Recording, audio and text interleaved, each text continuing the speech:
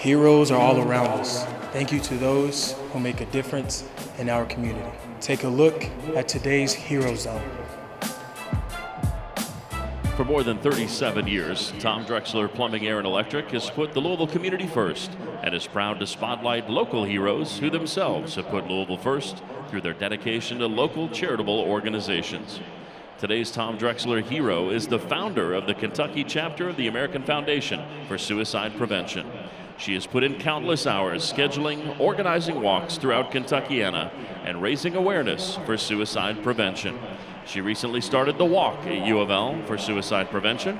For your courage and willingness to help others in the face of adversity, Tom Drexler and the Louisville community would like to honor today's hero, Gage Donohue. If you know someone from the Louisville community who has dedicated their time to a charitable organization, nominate them at tomdrexler.com/heroes. And for all of your plumbing, heating, cooling, and electrical needs, dial 1 Tom Drexler.